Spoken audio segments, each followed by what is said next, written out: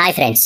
కన్న కొడుకులే తల్లిని చంపాల్సి వచ్చినప్పుడు ఆ బాధ ఎలా ఉంటుందో వర్ణనాతీతం. కానీ తండ్రి ఆజ్ఞ మీద కొడుకులందరూ తమకు జన్మనిచ్చిన తల్లిని చంపలేమని మిన్నకుండిపోతే కడపటి కుమారుడు తండ్రి ఆజ్ఞను శిరస వహించి తల్లి తలను ఒక్క వేటుతో నరికివేసిన సంఘటన మనకు మన గ్రంథాల్లో కనిపిస్తుంది.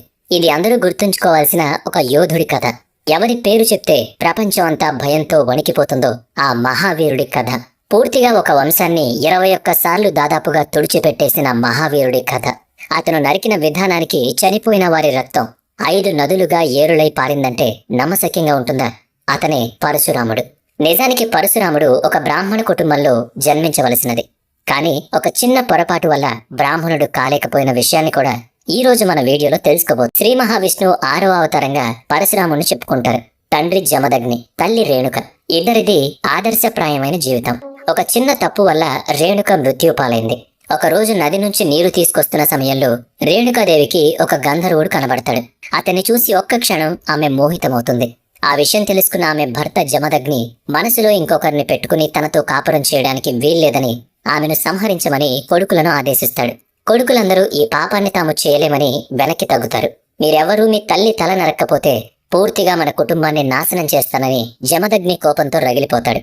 అతన్ని శాంతపరచడానికి వారి చివరి కుమారుడైన పరశురాముడు ఒక్క వేటుతో తల్లి తల నరికివేస్తాడు. బాధగా తండ్రిని చూస్తాడు. పరశురాముడు అస్త్ర శస్త్రాలలో దీటైనవాడు. పరశురాముడి వరంతో పరశు అనే ఆయుధాన్ని ధరించినవాడు. ఆ ఆయుధాన్ని మొట్టమొదటిసారిగా తన తల్లి రేణుకాదేవి మీదే ప్రయోగించాల్సి వస్తుందని పరశురాముడు అనుకుని ఉండడు. రేణుకాదేవి తల నరికినా కూడా జమదగ్నికి కోపం చల్లారదు. తన మాటలను ధిక్కరించినందుకు మిగిలిన కుమారుల తలలను కూడా నరకమని పరశురాముణ్ణి ఆదేశిస్తాడు. తండ్రి ఆజ్ఞ శిరస వహించి తన తోబుట్టువుల శిరస్సులను కూడా ఖండించి వేస్తాడు పరశురాముడు. తండ్రికి ఒక్క మాట కూడా ఎదురు చెప్పకుండా తన ఆజ్ఞను శిరస వహించిన పరశురాముడిని చూసి జమదగ్ని సంతోషిస్తాడు. పరశురాముణ్ణి ఏదైనా వరం కోరుకోమంటాడు. వెంటనే ఏం ఆలోచించకుండా పరశురాముడు చనిపోయిన తన తల్లిని, తోబుట్టువులను తిరిగి బ్రతికించమని, ఈ సంఘటన వారికి ఎప్పటికీ గుర్తు ఉండకూడదని కోరుకుంటాడు. తన మాటలు నిలబెట్టుకుని జమదగ్ని పరశురాముడు అడిగిన కోరికను స్వీకరిస్తాడు.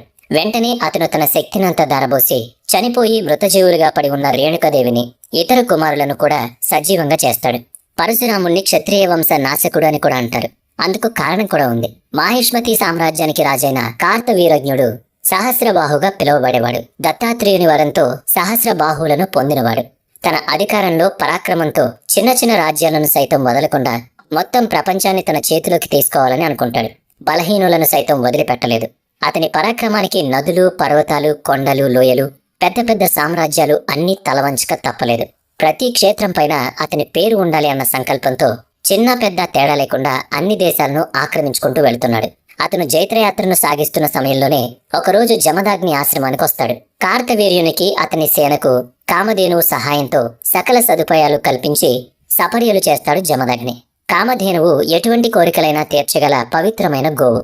కోరిన వెంటనే కొన్ని వేల మందికి లిప్తపాటులోనే ఆహారాన్ని అందించగల శక్తి కామధేనువుకి ఉంది. కార్తవీర్యుని చూపు ఆ కామధేనువు మీద పడింది. ఎలాగైనా దాన్ని తీసుకుని వెళ్లి తన ఆధీనంలో ఉంచుకోవాలి అనుకున్నాడు. జమదగ్నితో, ఒక మునివైన నీకు ఈ గోవు ఏం పనికొస్తుంది? నా దగ్గర ఉంటే ప్రజలకు కావాల్సిన సదుపాయాలన్నీ సమకూర్చగలుగుతాను.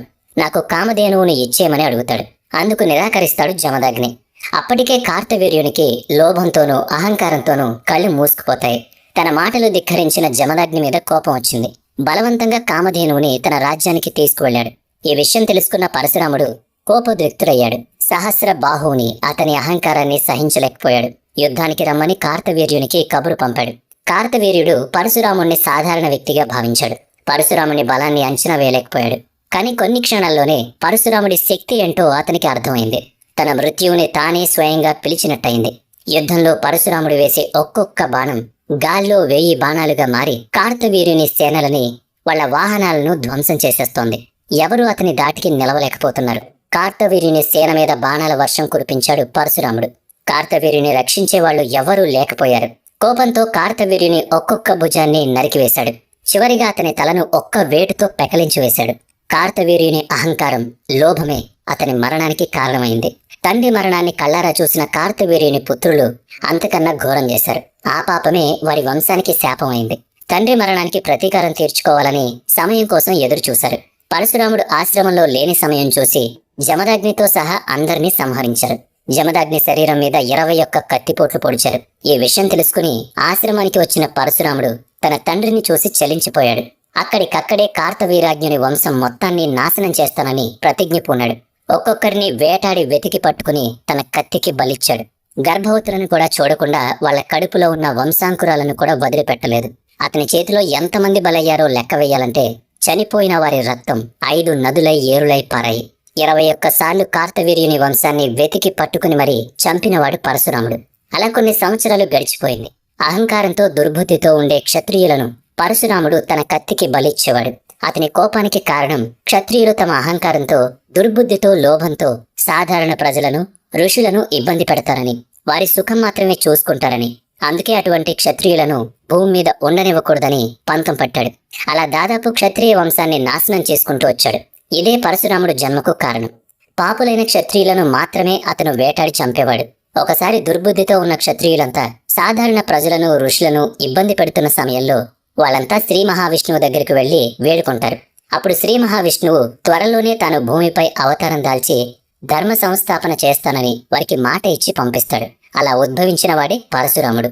చరిత్రలో ఒక్కోసారి చిన్న చిన్న పొరపాట్లు పెద్ద మలుపులు తీసుకుంటాయి. పరశురాముడి చరిత్ర చాలా విచిత్రమైంది. పరశురాముడి తాత బుచీకుడనే ఋషి. ఆయన గాదిరాజు దగ్గరకు వెళ్లి రాకుమారి సత్యవతిని తనకిచ్చి పెళ్లి చేయమని కోరాడు. తాపసికి పిల్లనివ్వడం ఇష్టం లేక నల్లటి చెవులున్న తెల్లటి గుర్రాలను 1000 తెచ్చి కానుకగా ఇస్తే తన కూతుర్నిచ్చి పెళ్లి చేస్తానని షరతు పెట్టాడు గాదిరాజు. బుచీకుడు ఇంద్రుణ్ణి ప్రసన్నం చేసుకుని అశ్వసహస్రాన్ని సాధించి తెచ్చి సత్యవతిని పెళ్లి చేసుకున్నాడు. తరువాత ఒకసారి గాదిరాజు దంపతులు పుత్ర సంతానం కోసం ఏమేం పూజలు చెయ్యాలో చెప్పమని బుచీకుణ్ణి అర్థించారు. అప్పుడాయన 2 రకాల హోమ ద్రవ్యాలను తయారు చేశాడు.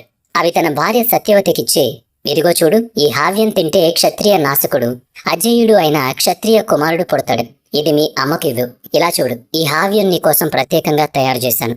ఇది తింటే తపస్సు, శమదామాలు గల ఉత్తమ బ్రాహ్మణ కుమారుడు పుడతాడు అని భార్యతో చెప్పి బుచీకుడు స్నానానికి వెళ్ళాడు. అతను వెళ్లిన కాసేపటికి అత్తమామలు రానే వచ్చారు. సత్యవతి తల్లికి భర్త చేసిన హావ్యాలు చూపించింది. వాటి ప్రభావం వర్ణించింది. ఆమె సంతోషించి శుచిగా స్నానం చేసి వచ్చి పొరపాటుగా తాను సేవించాల్సిన హావ్యం కూతురికిచ్చి కూతురి వంతు హావ్యం తాను తిన్నది. బుచీకుడు ఆశ్రమానికి వచ్చి దివ్య దృష్టితో జరిగిందంతా తెలుసుకున్నాడు. ఈ పొరపాటు వల్ల నీ తల్లికి బ్రహ్మతేజం గల పుత్రుడు, నీకు పరమ క్రూరుడైన కొడుకు పుడతాడని బుచీకుడు భార్యతో చెప్పాడు. సత్యవతి బాధపడింది. బుచీకుడు జాలిపడి ఆ క్రౌర్యం తన మనుమడికి వచ్చేటట్టు అనుగ్రహించాడు. బుచీకుని హోమద్రవ్య ఫలితంగా గాదిరాజుకు జన్మించిన విశ్వామిత్రుడు బ్రహ్మర్షి అయ్యాడు. బుచీకుడి కొడుకు జమదాగ్ని మహాముని. అతడికి పరశురాముడు పుట్టి శక్తికి మారుపేరై క్షత్రియుల సంహారకాండ కావించాడు. తల్లిదండ్రులు అతనికి రాముడు అని పేరు పెట్టుకున్నారు. శివుణ్ణి తపస్సుతో ప్రసన్నం చేసుకుని పరశు అనే అస్త్రాన్ని గొడ్డలిని వరంగా పొందాడు. ఆ తర్వాతే అతడు పరశురాముడయ్యాడు. పరశురాముడు శ్రీ మహావిష్ణువు యొక్క 6వ అవతారం. శరీరాన్ని త్యాగం చేయనివాడు. శ్రీరాముడు శ్రీకృష్ణుడిలాగా వైకుంఠధామం చేరుకొనివాడు.